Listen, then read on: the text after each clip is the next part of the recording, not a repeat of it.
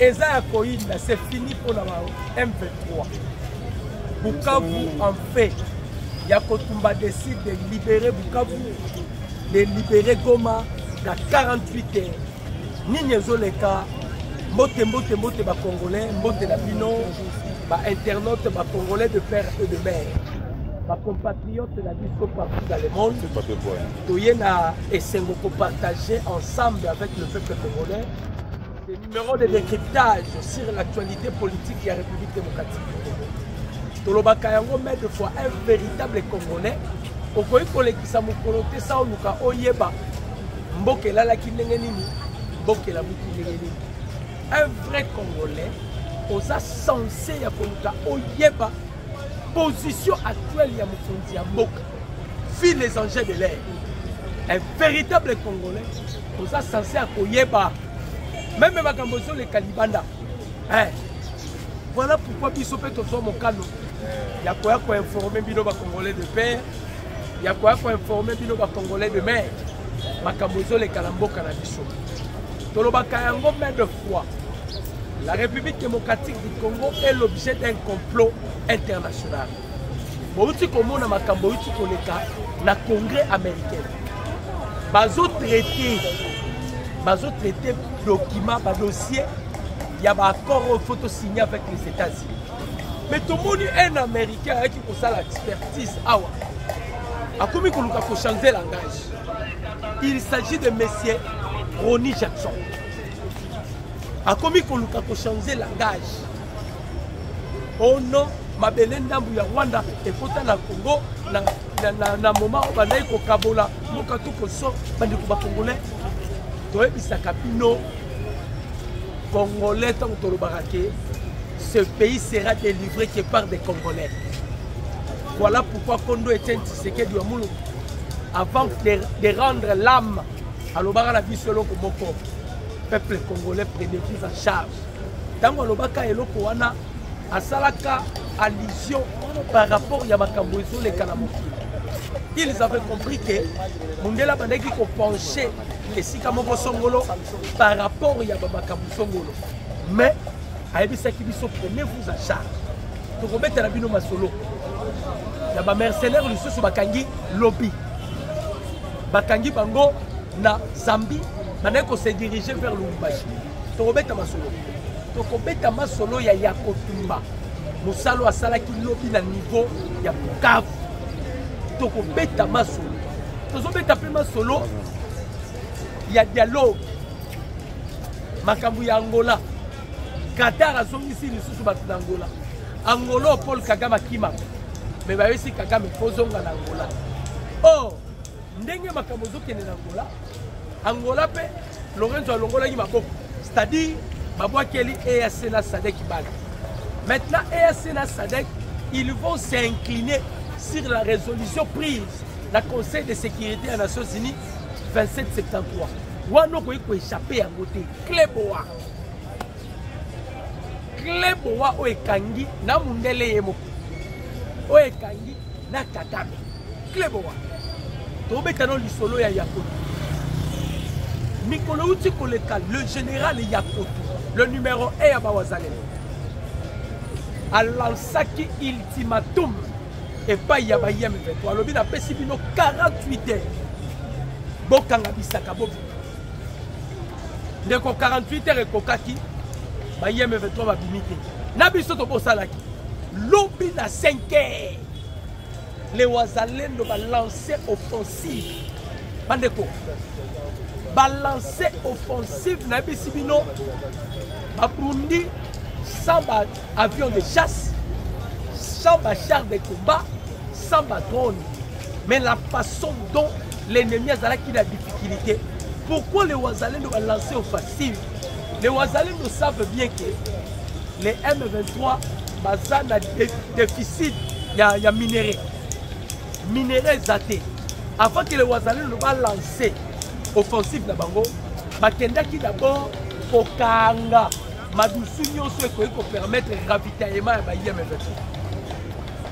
Ba blokaki ba madusu nyonso. Ndenge tolobaka mai de foi. Ce qui m'a eza ya kobeba. Pour ko assainir l'eau on doit commencer par la source. De la même manière avec les Ouazalendo. Il y a une tactique de guerre. Et là, comme vous avez les M23 bazomé la PEM à l'est avec les Ouazalendo. Opération à Ouazalendo de Simba qui lobby pourquoi? Parce que les FRDC bazala qui bitumba ya lobby soki FRDC bazala qui bongai boyo kamara. FRDC bazala na yombo. Bisiko bango bakotaka so bandu ko bunda. Nyoso ebeba. Il ne faut pas oublier, quand on parle de l'FRDC, on voit mixage et boissage. Joseph Kabila Kabila avait tout planifié. Quand on va compter qu'il a pouvoir, quand mon boutiste, on le lobe sa campagne na pouvoir bali kotikate. Ba pesa ki bango méthode. Ba lobi pour vendre éternellement awa. Bo bana ko silisa ba ex phase. Alors Kabila bandi ko procéder sur ko bomba ba soda nyoto mobutu atike la biso. C'est ce qui a permis que après Kokoma, il faut procéder mixage et brassage. En 2013, ordonnance présidentielle, Kabila a nommé 450 officiers, 250 généraux rwandais, lieutenants rwandais, balandi ba capitaine rwandais, bazala qui nombre 450, ba kotisi bango siko. Le roi a dit que la différence na biso na bango ça que bango bazala ka bazolo milai bilongi mikie ale bandi ko mela ba vitamine pour bazwa kaka morphologie ya ba congolais to e basu ko identifier bango. Mais c'était pas avec Yakotumba lobby bandeko soki tozala ba Yakotumba na kati ya armée na biso ata 4 ba jeoza à l'est de la République du Sila. J'ai à l'est de la République. Pour tel nom aventure, il y a FRDC. Nous avons aventure pourquoi? Les M23 sont en difficulté à niveau à Walikani. Comme ils sont en difficulté, M23 va salir document, on va cesser le fait unilatéral. Et les FRDC dit que nous avons pris hâte dans la aventure. Batoubaza en difficulté, c'est le moment prépuce pour les déloger par force. Espoir na bango zalaki epa ya mutoto kangaki awa Aris Jaktani.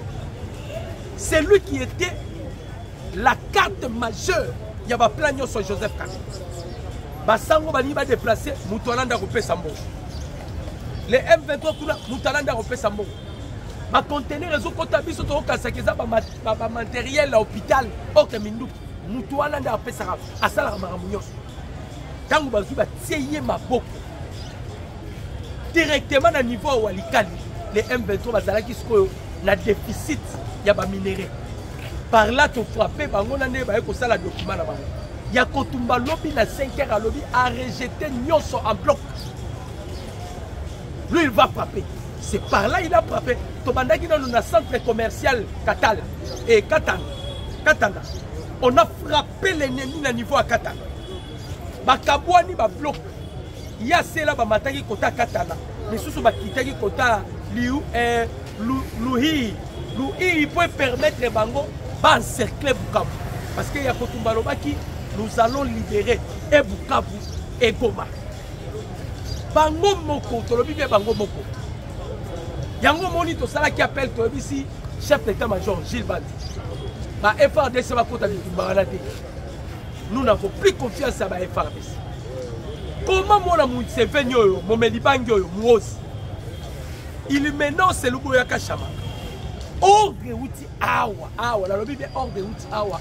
Basengi, officier, bazala qui s'engage pas bundaté, soba yem, qui sont derrière ces coups ici.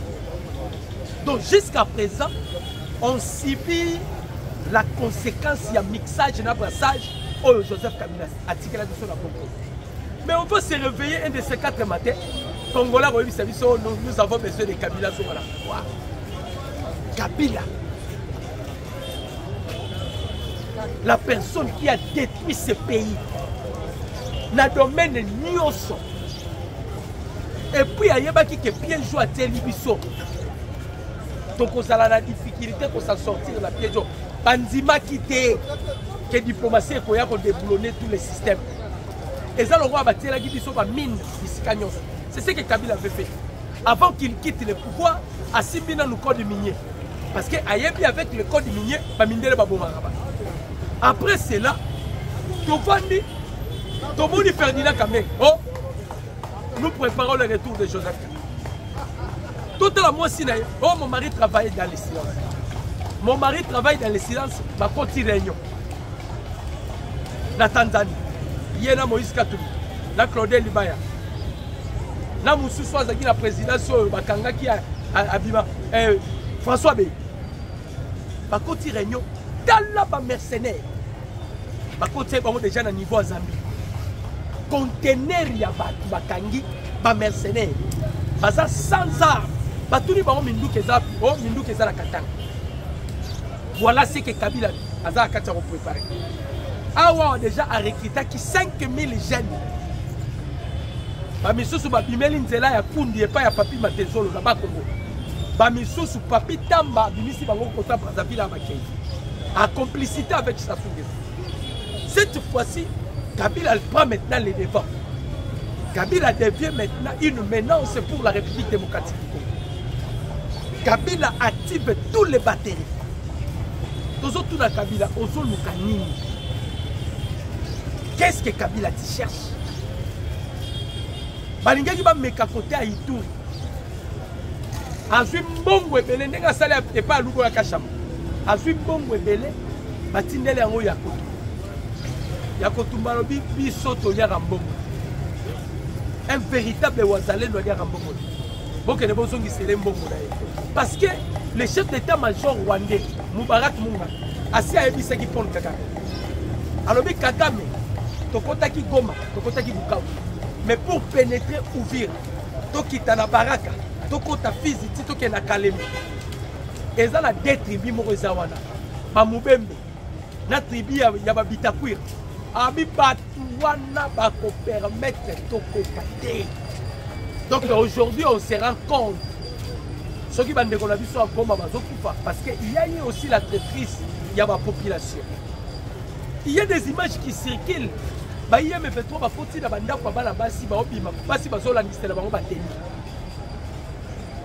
les Congolais, et quand on va vous tuer, on ne peut pas négocier avec un démon. On ne négocie pas avec un démon. Kagame, Kabila sont des démons.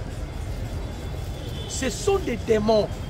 Ils sont venus pour une mission précise. L'objectif de la Bangoza qui va créer Empire Ematouti.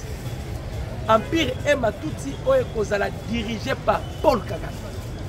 Le plan a été conçu par Bill Clinton, parrainé par Yuri Kakuta Museveni, Nebazui, Paul Kagame. Maintenant, plan Nabango comment qui déjà en marche.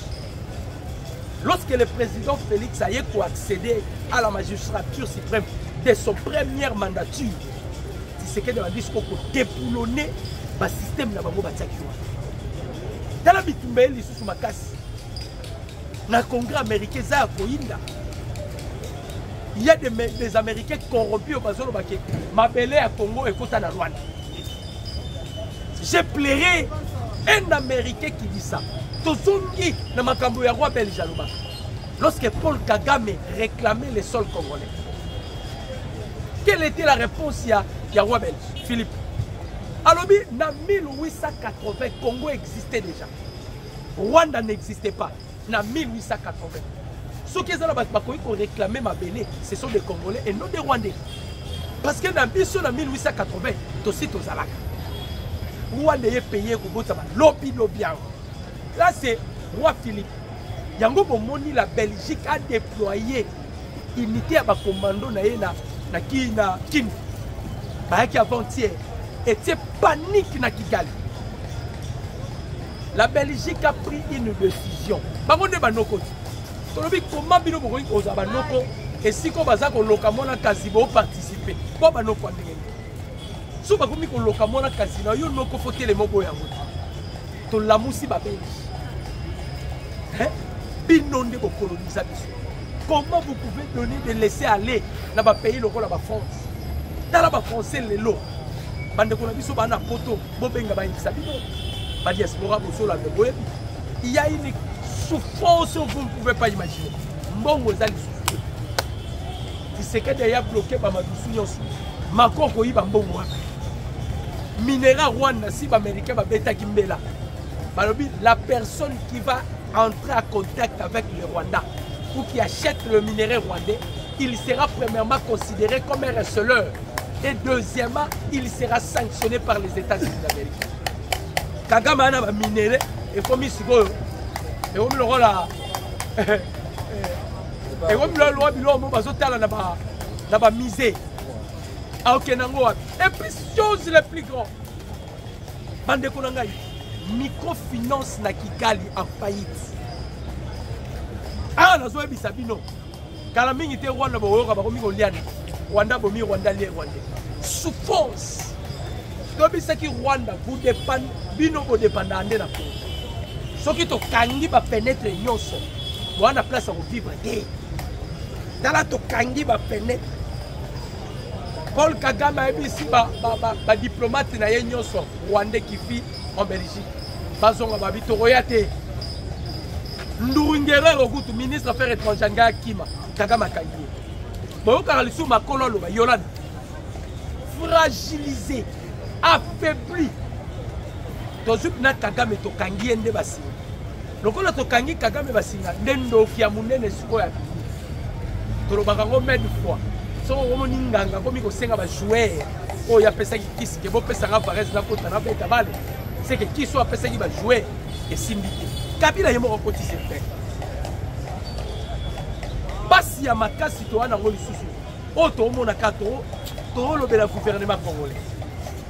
Kabila a une menace pour la République démocratique du Congo. Mais vous permettez à sa femme à son avion à Kenya Bukavu. Normalement, on ne peut pas permettre au livre de se déplacer. Bato bazana kati ya conspirer makambo ya mabe contre la République. Imaginez Kabila Lali à la Mouki a créé par Mobutu. Parce que la biso phénomène katakata. Na Kuluna c'est Kabila qui est venu avec Kuluna. Mouta créé c'est Shadari. Ba créer ki biloko wana nyoso pour la côté psychose na mitu ya ba congolais. Ba créer ba panique ba congolais ba bangi tout ko sort.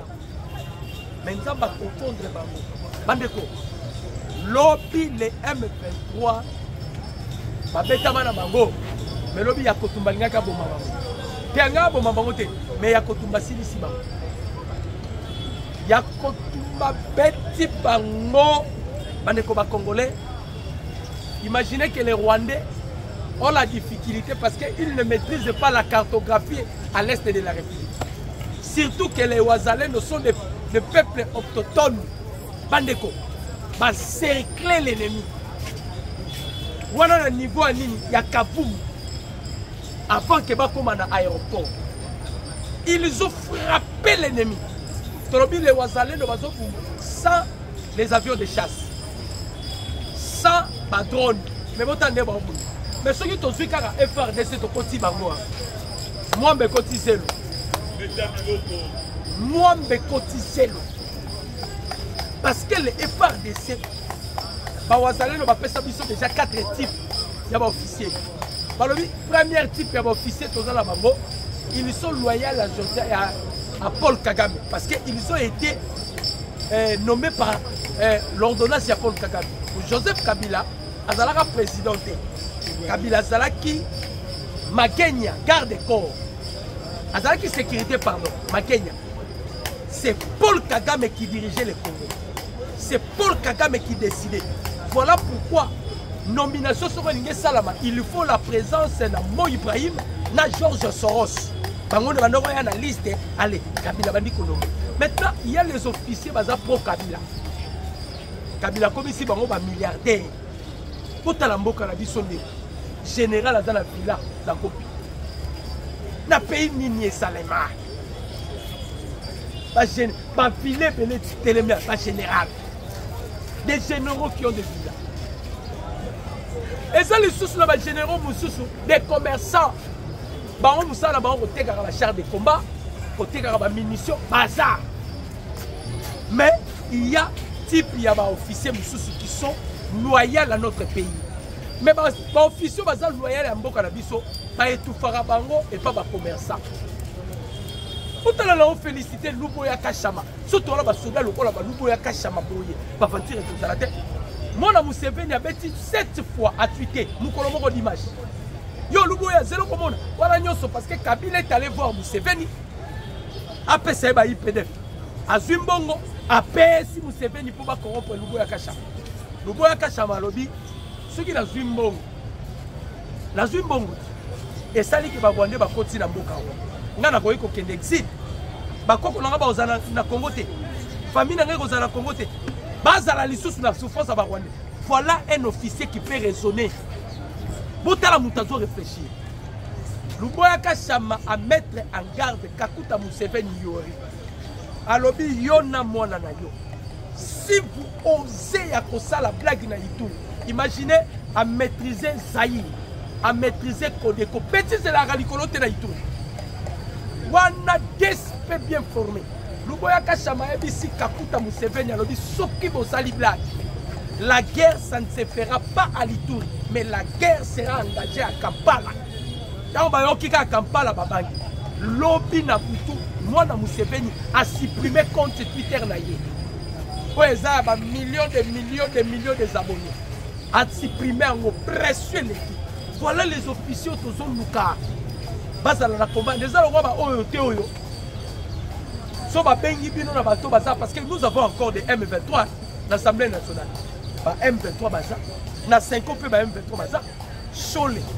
Asa collaborateur ba M23. Ambongo. Asa coordonnateur ba M23.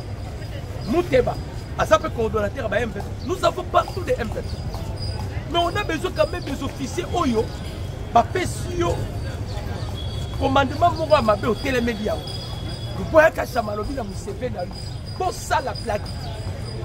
Si vous osez, la guerre sera engagée dans Kampala. Parce que Bango qu'on a guerre côté la Bango. Paul Kagame Tolobagi yo, ça no guerre dans le domaine de domaine ya yamboto kangaki na espace aérien osala obetaka tolo olobaka oko vivre pour na Congo tala lelo yo microfinance Rwanda en faillite bato ba romi ko kima déjà Rwanda maintenant les Rwandais boko kenemboka nini bako yamba bino ko awawa tolingi su ba Rwandais tolingi bilote na makambo Rwanda sali biso na makambo ba Rwandais ba sali biso on ne peut pas espérer avec les Rwandais. Le président d'Aïchimi et Evariste, le président burundais, lobby a tweeté à mettre les sous Paul Kagame en garde. Alors, Kagame, c'est pour la dernière fois à avertir. Tu remets les sous solo, mais si tu oses, au commande l'armée burundaise déjà à Kigali, à Gisenyi, ou bien à Tchangungu, village à Kamere, au commande à Bangokuna. Au commande à Bangokuna. Jean-Pierre Bemba attaqué Paul Joseph Kabila a menacé Kabila. Kamera n'a pas intervenir pour la Kabila. Mais Kamera yo Kamera donc aussi là on a bino awa Bemba na discours à lobby nanga vous faites des blagues à Libanda. Si vous osez la Kinshasa tokolia bino awa tokolia bino Luboya Kashama pardon Yakotumba avec unité na ya sakani na bango sakaje bango lobi tous contrôle ya Kavu parce que quand on empêche déjà on prend l'aéroport maintenant les Navy à cause de la difficulté parce que il n'y aura pas de ravitaillement bah où est la cause de l'aéroport pour baser la ravitaillement ndenge bayaki na Walikali centre lorsque l'avion est mekika ko descendre bandeko ba drone ezalaki hein à partir à Kisangani parce que nous sommes à Kisangani yebaka CHC porté à 3500 à 5000 km à Mati à Tindiki siko ya à Tindiki on a to baloli na mabele ya aérodrome et ba congolais on peut baza corruptible ba bana ko ya ko pas kitisa pas décharger mi ba manduki ba kutani na oya bango problème donc on est déterminé bitumba siko to tikali nango bandeko ba congolais bitumbo boyoka ki lobby na congrès américain. Ronnie Jackson est l'envoyé spécial de Donald Trump et puis Azali membre influent dans le congrès américain. Rapport à ça qui lobby de comprendre qu'il y a des Américains qui sont des sorciers. Apparemment comme s'ils ne maîtrisent pas l'histoire. Yo solo ba ke mabele ya mabele namu ya Rwanda kota na Congo. Rapport qu'il est allé. Et pour aller plus loin, ils disent que les M23 sont des Congolais. S'ils sont des Congolais, Kagame est allé faire quoi dans Qatar? Si les M23 sont des Congolais, quelle contradiction? Ceux qui sont M23 sont des Congolais. Kagame a été comme nini na Qatar. Ceux qui sont M23 sont des Congolais. Kagame a été comme nini na Angola. Parce qu'il a signé les accords. Ndayishimiye azalaki lobby clair. A lobby les commandants suprêmes ya ba M23 c'est Kagame. Et les M23 c'est une armée rwandaise. Et ça coquille vide ya ba Congolais.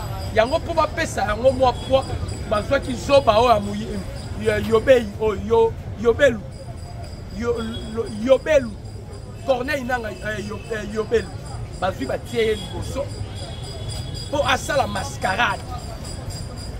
Mais Woman Watch abengi Laurence Kano abengi Nanga balobi nous voulons maintenant faire des enquêtes. Laurence Kano Woman Watch a dit so bateau baeka ko sala enquête chao dossier na CPI. Effectivement Karim Kam a déjà saisi Paul Kagame à l'élite pas à l'élite point que tu sais qu'il a séduit encore mais c'est Karim Kam le procureur général de la CPI. Effectivement, tout ça n'a une approche. Tolobaki, même les sénateurs, pardon, les sénateurs en Virginie, Balobaki Ango, dans la résolution 34, Balobaki, tous ceux qui ont commis des atrocités, des crimes, tout consort à l'est de la République, personne n'échappera à la punition. Il faut qu'il soit arrêté, traduit à la justice et qu'il soit condamné. Batouana nyons, faut pas la condamner. Bateau va créer des atrocités, va créer des crimes, va créer des faut pas la condamner. Maintenant, Joseph Kabila va dire déjà que ceux qui les lois bardés, surtout les Kabila. Kabila a dit que les lois sont qui voilà pourquoi il s'engage dans Bakatou. Batsaki na nombongo et pas à lobbyiste là-bas pour empêcher qu'il n'y ait pas de pourparlers entre le gouvernement congolais et les États-Unis d'Amérique. Mais cela n'a pas tenu parce qu'il a été arrêté. Mais ils vont comprendre que tout ce qui prépare au bazo manigaseto, au bazo tenantela, ils ont balayé en cascade. Ils ont renversé en cascade. Parce que Bango Baye va quitter. Quand le président Félix Ayena Bokondi, parce qu'il accompagne la vision à Simon Kimbangu. Tous ces esprits et l'amour. Oh Kimpavita, Azongi, dans un autre corps. Oh Lumumba, Azongi, dans un autre corps.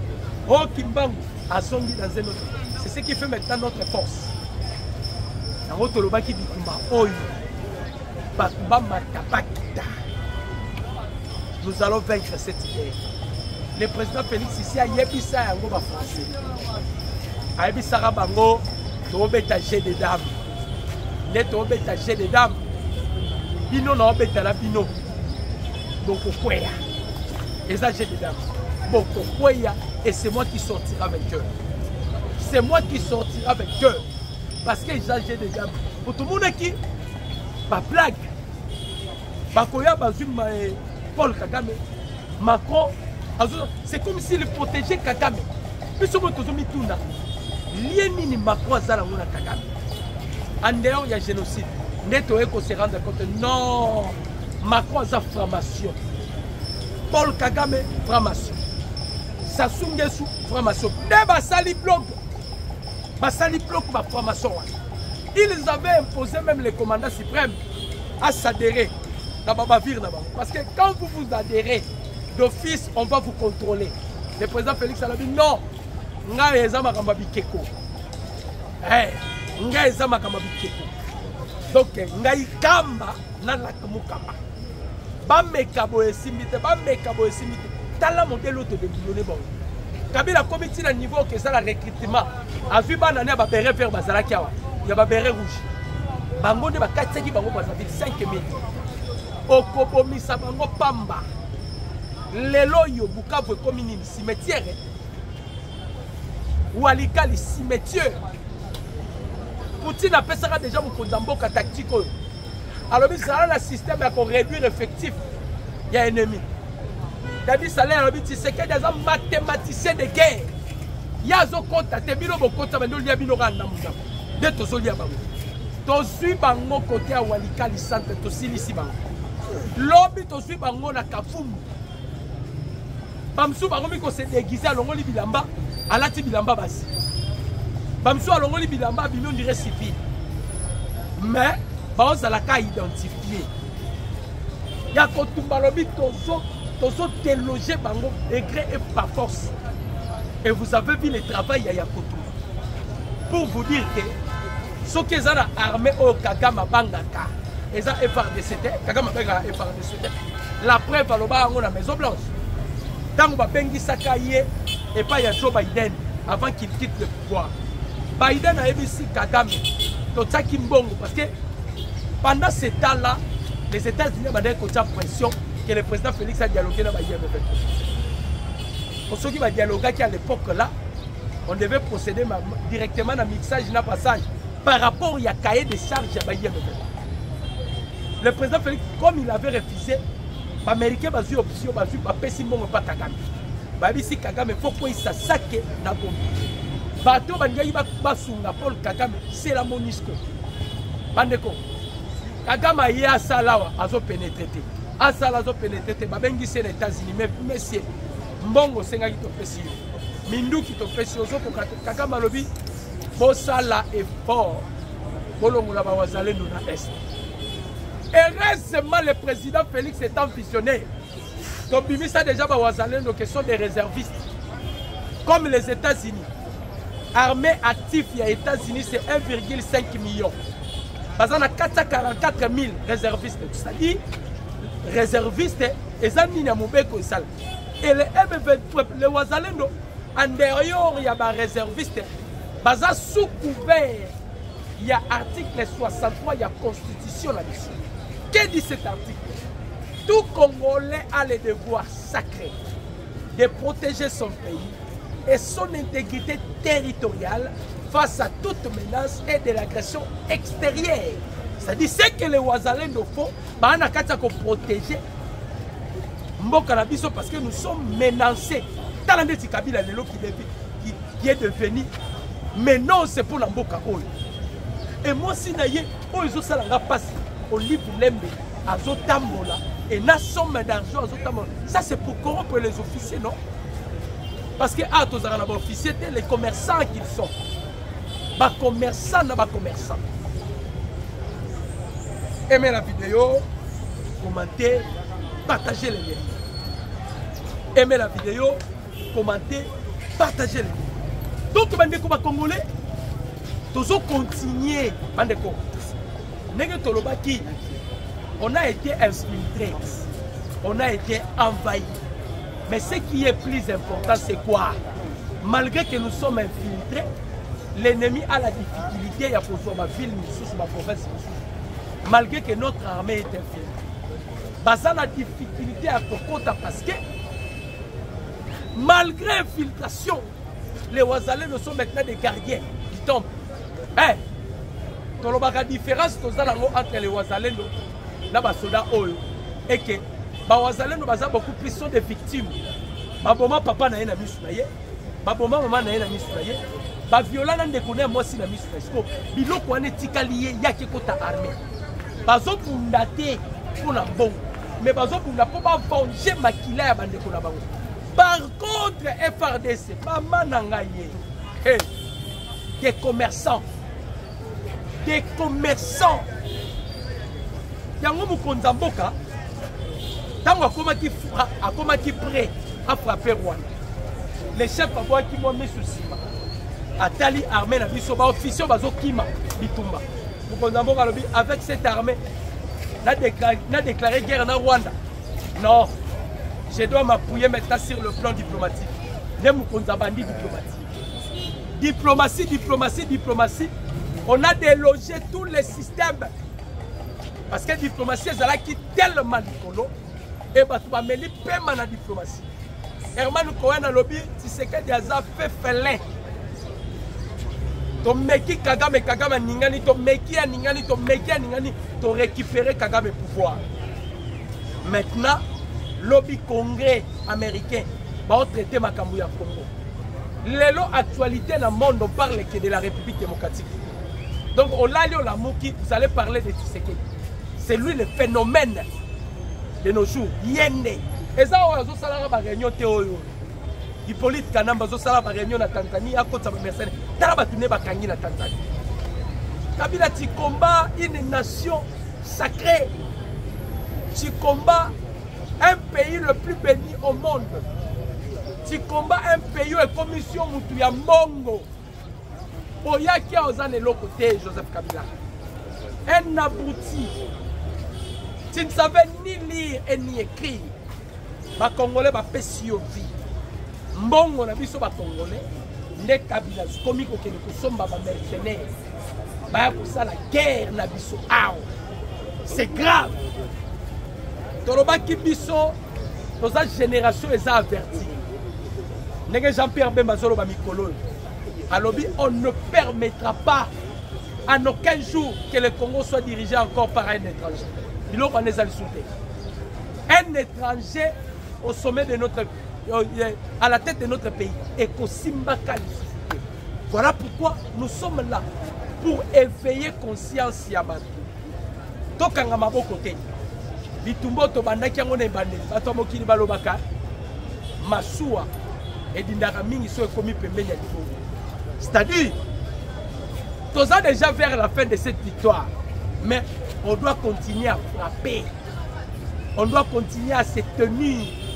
Bitumezala qui tellement mounene, Bakabila oyo bakotise la biso ba infiltration, babomaka ba institution, basala nyonso banda kosala na matata poni un Rwandais a telemi pe o to dialogue un Rwandais matata poni aya awana inikino président étudiant rwandais na inikino matata poni chancelo Rupamba ayibi pe mbongo ba congolais ya bukanga lonjo atelemi o bafutanga 2 millions nanga bobikaka po botambolaka na mituka soki ondi otambola makolo matata poni tokotikala na yo biso ba congolais bobikaka e rwandais ya wana président ya ba rwandais na inikini atelemi pe oh sans le dialogue il n'y aura pas la paix yo matata poni yo na mususu yo tozana e awa mususu tozana ye awa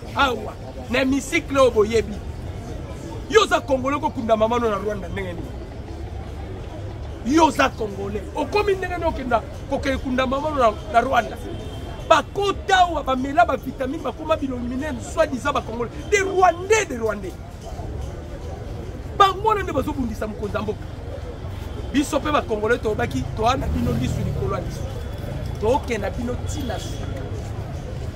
Mon numéro c'est plus de 143 89 63 95 965.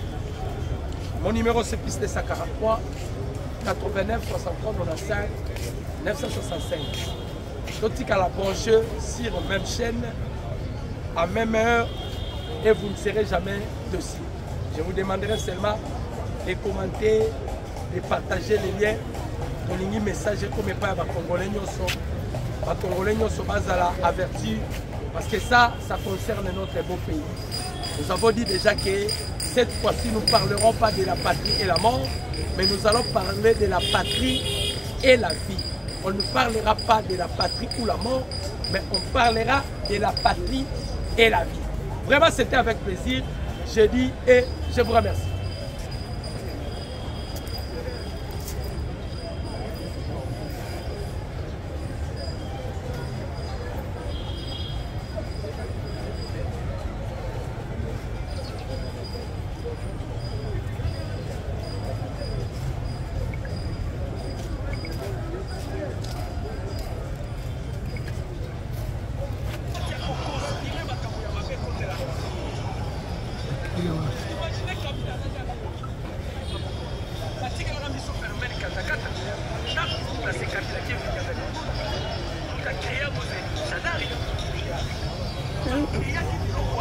Ouais,